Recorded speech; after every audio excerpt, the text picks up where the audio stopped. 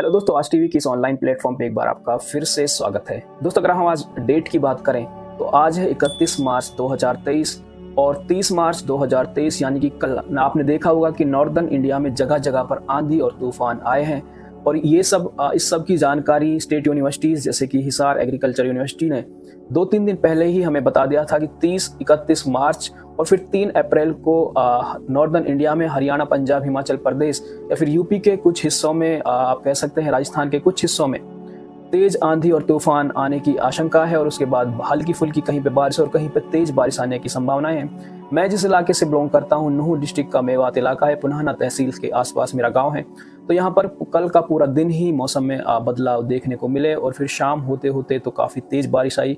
दोस्तों, इस वक्त लोगों की गेहूं की फसल पक के बिल्कुल तैयार है। आपने देखा होगा कि 21 और 22 मार्च को भी करीब 8-10 दिन पहले भी ठीक ऐसा ही तेज बारिश देखने को मिली थी। तो वहाँ पर जो फसल काफ़ी अच्छी जा रही थी वो वहाँ पर दोस्तों बिल्कुल लेट गई, एक तरह से फैल गई हवा की वजह से, क्योंकि पानी जब बारिश के साथ पानी आया तो ज़मीन नरम हुई और उसके साथ पेड़ फैल गए। तो काफ़ी ज़्यादा नुकसान उस टाइम भी गेहूं की फसल में हुआ था। अब जब लोग कटाई कर रहे हैं तो जिन लोगों की फसल अभी खड़ी है तो उनमें कंपैरेटिवली नुकसान कम होगा, और जिन्होंने हार्वेस्ट कर चुके हैं, जो अभी जिनकी पूलियां आप कह सकते हैं लावनी अगर हो चुकी है, तो गेहूं के दाने जैसे ही बारिश के कांटेक्ट फिर पानी के कांटेक्ट में होंगे तो वहाँ पर काफ़ी ज़्यादा डैमेज हो सकता है।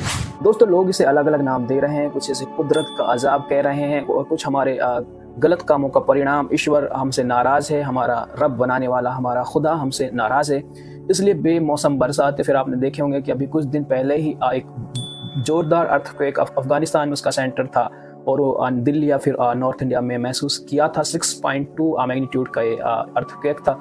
इस तरह के जो आपदाएं आ रही हैं, इससे दोस्तों किसानों को डायरेक्ट नुकसान हो रहा है। उनकी जो पूरे साल की मेहनत थी उस पर कहीं ना कहीं पानी फिरता हुआ अभी बारिश की वजह से दिख रहा है। दोस्तों, क्या होता है कि हवा एक पर्टिकुलर एरिया में जब हवा चलती है तो हवा के अंदर मॉइस्चर कंटेंट होता है। वो हवा हल्की और नरम इसे कह सकते हैं, ठंडी या गर्म हवा इसे नाम दिया गया है।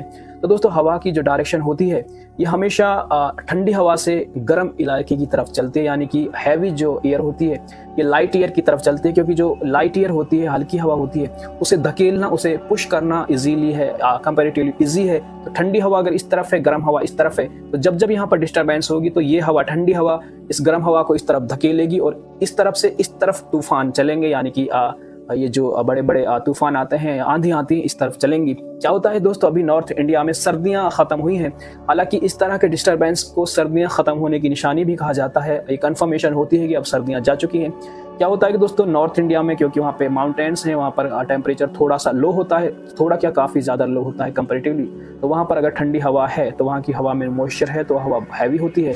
और जैसे ही दोस्तों नॉर्थ इंडिया के हम साउथ की तरफ चलते हैं, सेंट्रल इंडिया की तरफ चलते हैं, तो हवा जैसे ही गर्म होनी शुरू होती है तो ये हवा कंपैरेटिवली हल्की होती है, लाइट होती है, तो ये ठंडी हवा को आसानी होती है इसे धकेलने के लिए। तो अभी जैसा आप देख रहे हैं कि मार्च आते आते दोस्तों ये नवंबर से शुरू होता है, जब नवंबर सर्दियाँ शुरू होती है तब भी डिस्टर्बेंस शुरू होती है और ये अप्रैल तक ये सब चलता रहेगा, क्योंकि यहाँ तक अभी टेम्परेचर में काफ़ी ज़्यादा उतार चढ़ाव होते हैं।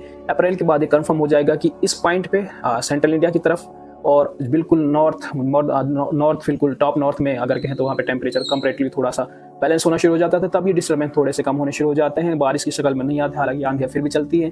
जब यहाँ पर हवा ठंडी होती थी, हवा इस तरफ इसको धकेलती है, और क्योंकि नॉर्थ इंडिया में अभी सर्दियाँ हैं तो वहाँ पर अब बर्फ़ पड़ रही है, वहाँ पर क्लाइमेट काफ़ी ज़्यादा अभी कूल है, तो वहाँ से बर्फ़ की फॉर्म में जो मॉइस्चर यहाँ पर उड़ के आता है और ये हवा को धकेलते हुए सेंट्रल इंडिया की तरफ आता है। और सेंट्रल इंडिया में दोस्तों भारी आंधी तूफान हमें देखने को मिलते हैं। और क्योंकि हवा मॉइस्चर होता है हवा में, तो कंडेंस होकर जैसे यहाँ पे टेम्परेचर ज़्यादा मिलता है तो कंडेंस होकर वो बारिश की शक्ल में यहाँ पर बरसनी शुरू करती हैं और इस तरह से डिस्टर्बेंस काफ़ी ज़्यादा देखा जाता है। इसी फेनोमेना को या प्रोसेस को दोस्तों साइंस की नज़र में वेस्टर्न डिस्टर्बेंस या फिर पश्चिमी विक्षोभ के नाम से जाना जाता है। और दोस्तों कल हरियाणा के कई हिस्सों में काफ़ी ज़्यादा डैमेज देखने को मिला है। सिरसा में काफ़ी ज़्यादा बड़ा तूफान देखने को मिला है और इससे किसानों की फसलों पर डायरेक्ट नुकसान होगा और किसानों को फिर से एक जो हर बार फरवरी और मार्च में, जैसा कि पिछले साल भी सेम प्रोसेस हुआ था, क्रॉप में 10 से 15% तक का लॉस देखने को मिला था। इस बार भी ऐसा ही लग रहा है कि अगर अभी तक तो कंडीशंस थोड़ी कंट्रोल में है, क्योंकि अभी बारिशें इतनी ज़्यादा नहीं हुई हैं जितनी पिछली बार हुई थी। तो आप कह सकते हैं कि अगर 3 अप्रैल को अभी 31 और 31 वाला मुझे लग रहा है कि झटका निकल चुका है, पर आज 31 है तो शायद आज भी कुछ मौसम में बदलाव देखने को मिले। पर जैसा अंदाज़ा लगाया जा रहा है, अगर 3 अप्रैल को बारिश ज़्यादा नहीं हुई और तो किसानों के काम चल सकता है, और अगर बारिश ज़्यादा हुई तो दोस्तों किसानों के लिए थोड़ा सा मुश्किल भरा ये वक्त है, तो दुआ करें किसानों के लिए। और अगर आप हमारे चैनल पर नए हैं, इस तरह के साइंटिफिक फेनोमेना या प्रोसेस को समझना आप चाहते हैं, तो हम कोशिश करते हैं कि साइंस की लैंग्वेज में आपको यहाँ पर समझाएं। आप हमारे चैनल को सब्सक्राइब करके हमारी इस फैमिली का हिस्सा बन सकते हैं। धन्यवाद।